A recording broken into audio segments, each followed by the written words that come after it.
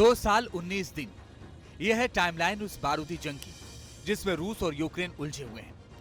पिछले दिनों खबरें आई थी कि अमेरिका से यूक्रेन को मिलने वाला अगला मिलिट्री एड पैकेज आखिरी साबित हो सकता है, और इस खबर की पुष्टि के ठीक बाद यूक्रेन ने जारी कर दिया एक बारूदी ब्लूप्रिंट।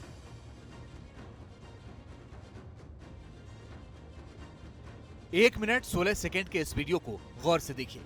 यूक्रेन फ्रंटलाइन नाम के एक सोर्स ने इस सिमुलेशन वीडियो को जारी किया, जिसमें दिखाया गया किस तरह से यूरोप के अलग अलग देशों से रूस पर मिसाइलें दागी जाएंगी और पूरे रूस को तबाह कर दिया जाएगा।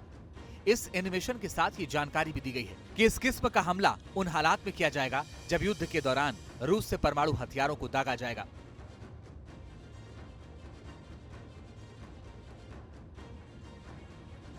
इस किस्म के बड़े हमले की सिमुलेशन, या यूं कहें कि धमकी की एक बड़ी वजह पुतिन के बयान को माना जा सकता है।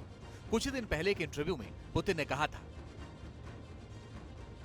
अगर रूस के वजूद पर खतरा पैदा हुआ तो हम न्यूक्लियर हथियारों का इस्तेमाल करेंगे, लेकिन फिलहाल हमें ऐसी कोई जरूरत नजर नहीं आती। इस बयान से पहले रूस को संबोधित करते हुए पुतिन ने रूस की न्यूक्लियर शक्ति का जिक्र किया था। उस भाषण के बाद भी ये सुगबुगाहट उठी थी कि युद्ध को खत्म करने के लिए रूस परमाणु हथियारों का इस्तेमाल कर सकता है। हालांकि हकीकत की जमीन पर रूस ने ऐसा कोई कदम नहीं उठाया, लेकिन यह बयानबाजी नेटो को आक्रामक कदम उठाने को मौका दी गई। अगर नेटो का लेटेस्ट एक्शन देखें तो पता चलेगा।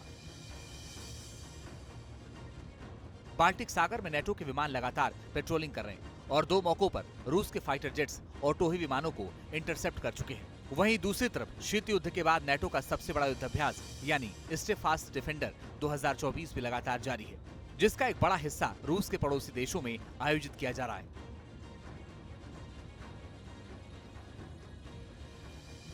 एक तरफ नेटो एक्शन मोड में है तो दूसरी तरफ ज़ेलेंस्की की जुबानी तेवर भी तल्ख हो गए हैं। स्विट्जरलैंड में पहली यूक्रेन पीस समिट के दौरान ज़ेलेंस्की ने इस लंबे युद्ध के लिए सीधे तौर पर पुतिन को जिम्मेदार ठहरा दिया है।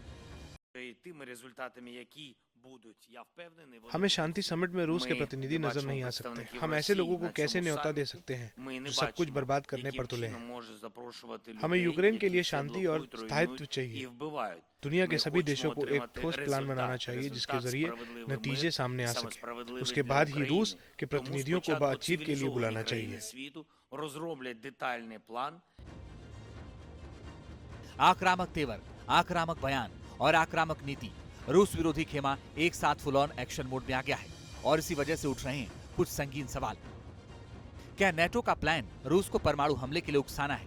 क्या परमाणु हमले को दलील बनाकर नेटो रूस पर बड़े हमले की योजना बना रहा है? क्या परमाणु हथियारों के जरिए पुतिन को इंटरनेशनल क्रिमिनल साबित करने का जाल बुना जा रहा है? नेटो भी युद्ध की तैयारी कर रहा है। इसे अब कयास या आशंका नहीं माना जा सकता है, क्योंकि युद्धाभ्यास के साथ ही नेटो सदस्य भी खुलेआम युद्ध की तैयारी की बात कर रहे हैं। इस लिस्ट में नया नाम है फ्रांस के राष्ट्रपति इमैनुअल मैक्रों का, जिन्होंने 24 घंटे पहले दिए एक इंटरव्यू में साफ साफ कहा है, अगर यूरोप को यूक्रेन में शांति चाहिए तो युद्ध के लिए तैयार रहना चाहिए।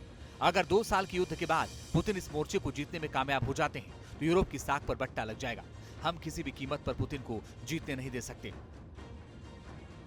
मैक्रों का बयान बताने के लिए काफी है कि नेटो ठान चुका है बाहरी मदद के जरिए यूक्रेन को बचाना मुमकिन नहीं है। शायद इसी वजह से लगातार आक्रामक बयानबाजी की जा रही है ताकि पुतिन प्रेशर में आए और बातचीत की टेबल पर आने के लिए मजबूर हो जाएं।